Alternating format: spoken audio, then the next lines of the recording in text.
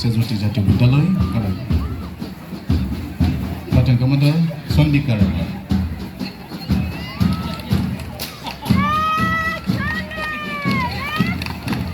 BDP Kalaigaon platoon number 17 platoon number 9 number. BDP Kalaigaon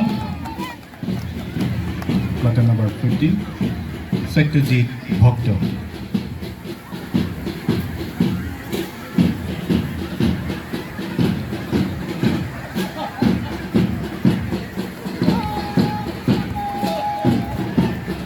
Platoon Commander Nilupal Rama.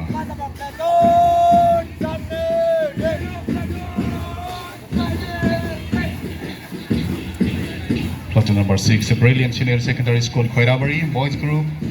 Platoon Commander Nirmal Borua.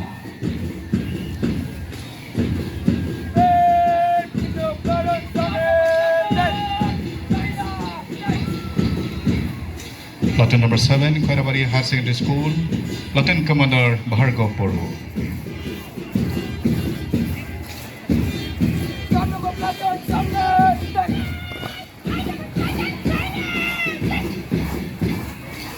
Platoon number 8, Brilliant Senior Secondary School, Khoirabari Girls. Platoon Commander Himangini Boru.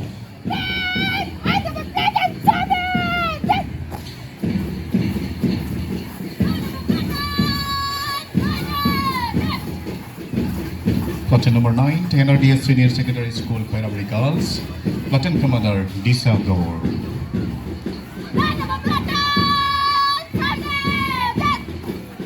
Platoon number 10, Bhargav Higher Secondary School. Platoon Commander Nisita Rama.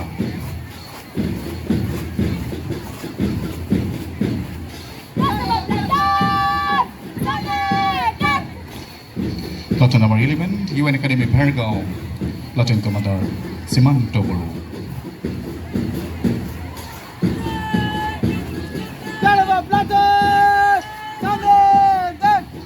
Platoon number 12, Udalguri Polytechnic, Bhargav. Platoon Commander Mrinal Das.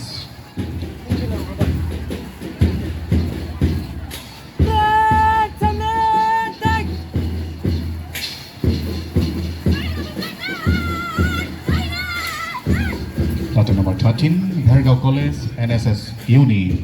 Platoon Commander Urmila Kosari.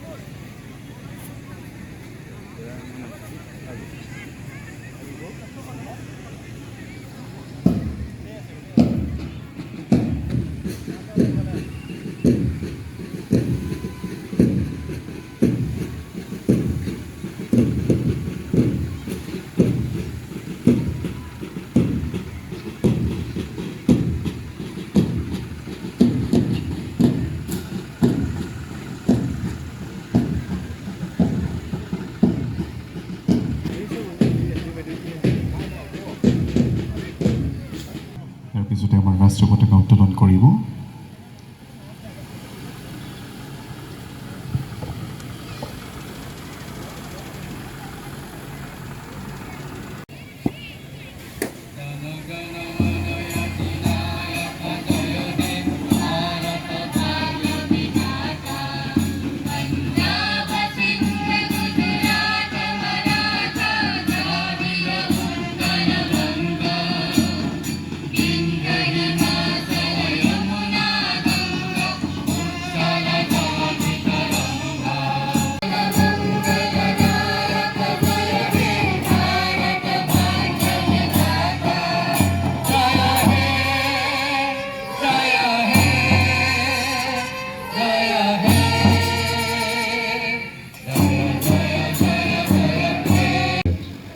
Hazarika বাইদেউ আছে।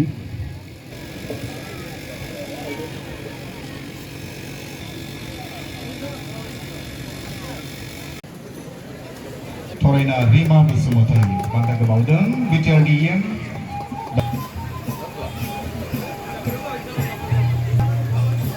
Zika থাকে আৰু আহি থকা দিনত এই শ্ৰেষ্ঠতাক লৈ আৰু শ্ৰেষ্ঠতা প্ৰতিপন্ন কৰিবৰ কাৰণে সকলো দলে প্ৰচেষ্টা চলাব এই আশা কৰিছোঁ।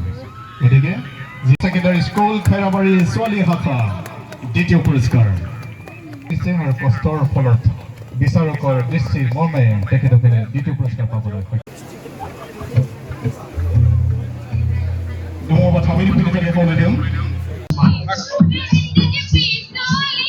स्निजिदाइनथि जे उदांस्रि साननि बयनिसिमबो गिबियावनो आङो भेरगावनि गासैबो रायजो राजानिसिम गाहाम हामलायनाय जासिहरदों।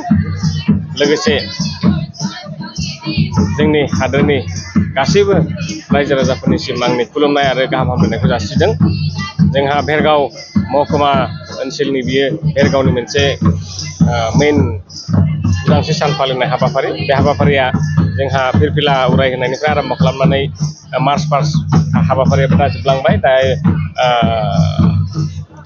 कालचारेल प्रग्राम जागासिनो दङ। गोबां रायजो राजाफ्रा गावसोरनो गोसो जानानै हानजा हानजा ओंखारबोदों।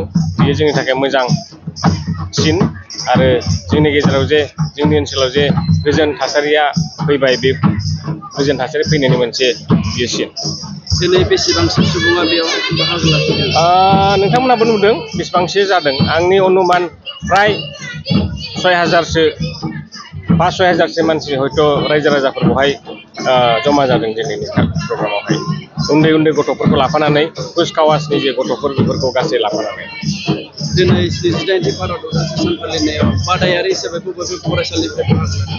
बादायारि जोंना भेरगाव ओनसोलनि खैराबारि ओनसोलनि फ्राय प्राइभेट स्कुलानो जा बा सोरखारि स्कुलानो जा फ्राय गासिबो बाहागो लादों। जोंनि खाथियावनो पलिटेकनिक कलेज दं, बिसोरबो बाहागो लादों। खाथिनि भेरगाव कलेजाबो लादों आरो बिदिनो जोंहा हायार सेकेन्डारि स्कुलफोर दङ खाथियावनो। कस्तुरबा गान्धी बालिका बिद्यालय गोबां बाहागो लादों बयबो। आं मोनफा मोनफा नाम बे समावहाय नोंथांमोननो खिन्थाना होनो हानाय नङा, खिन्थु फ्राय जोंनि ओनसोलनि खाथिनि खालानि जेसेबां दङ फ्राय बयबो बाहागो लाफैदों। भारत उदांस्रि सानजों लोब्बा लाखिनानै रायजो राजा बिथांमोनखौ मा बुंनो लुबैयो? बेनो रायजो राजा जों जे जोंनि भारत उदांस्रि सोमावसारनायाव जाय बिथांमोनहा खस्थ' गावनि जिबनखौ दान होबाय, जाय बिथांमोनहा सोमावसारनायाव बाहागो लाबाय, बिथांमोननि जे खस्थ' आरो बेनि खस्थ'नि बा जिथु बावनाय, बे बावनायनि सोलायै जों बे उदांस्रिखौ मोन्दों। गतिके बे उदांस्रिखौ जोङो गोख्रोंनिफ्राय गोख्रों, बे उदांस्रि जानाय बे हादोरखौहाय जों गोख्रोंनिफ्राय गोख्रोंसिन खालामनांगोन। जौगानायनि हाबाफारियाव जों बयबो बाहागो लालायनानै मोजां मावनांगोन आरो गोजोन थासारिनि जे बारहावा बेखौ जोङो मोजांनिफ्राय मोजांसिन खालामनो नाजानांगोन। बेनो आंनि बयनिसिमबो खावलायनाय। ना भेरगाव साब डिभिजनल' नङा, गोबां जेनेबा जोंनि आसाम बा जोंनि जे बिटिआर ओनसोल बेवहाय गोबां रोखोमनि सोरखारि भाबै फरायसाफोरनिफ्राय लानानै नोंथांमोना मिथिगौ थांनायसो सान सिगां कलेज फरायनाय, डिग्री फरायनाय, एमए फरायनाय गथ'फोरनो मयना निजुत मयना स्किम आरो बेबायदिनो आसाम मालायनि आन्दाराव बिभिन्न डेभेलपमेन्ट स्किमफोर जागासिनो दङ बा इन्डिभिजुवेल जिथु स्किमफोर दं बेफोरबो जागासिनो दं। गोबां रोखोमनि जौगानायनि हाबाफारि दा सोलिगासिनो दं आरो सोलिबाय थाबावगोन। 69थि उदांस्रि सान दिनै जोंनि भेरगाव महकुमानि सदर बे भेरगावआव फालिदों। दाख्लैनिफ्रायनो बे हाबाफारिखौ फालिगासिनो दङ। जोंनि फरायसुला फरायसुलिनि गेजेराव रनसाय लिरनाय बा थुनलाइयारि आयदा बादायलायनाय, लोगोसे हारिमु आरो गेलेमु बायदि आयदाखौ लानानै बादायलायनाय होनाय जादोंमोन आरो दिनै बिसोरनो बान्थाबो रानदों। आरो जोंनि भेरगाव महकुमा, बे भेरगाव महकुमानि बेन्दों सिङाव थानाय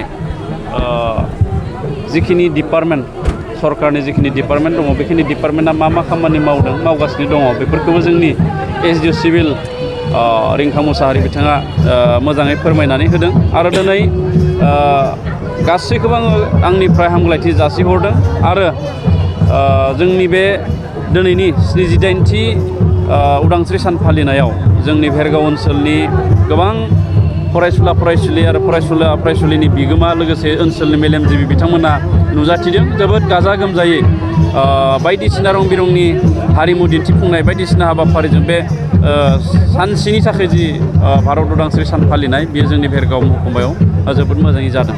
भारत उदांस्रि सान फालिनायाव दिनै बादायारि हिसाबै बबे बबेनिफ्राय बाहागो लादों? पेरेड देखायनो थाखाय जोंनि जिखि ओनसोलनि फरायसुला फरायसुलि बिथांमोना बेयाव बाहागो लाफैदों आरो जवाहर नवोदय बिद्यालय जोंनि उदालगुरिनि बिथांमोना बेन्ड हिसाबै बेवहाय बाहागो लाफैदों। फरायसुलिफ्रा जोबोद मोजां मोनसे दिन्थिफुंनाय जादों आरो गुबुन गुबुन आयदायाव बाहागो लानो थाखाय जोंनि बे भेरगाव ओनसोलनि गोबां फरायसालि फरायसालिमाफोरनि फरायसुला फरायसुलिफ्रा बाहागो लाफैदों।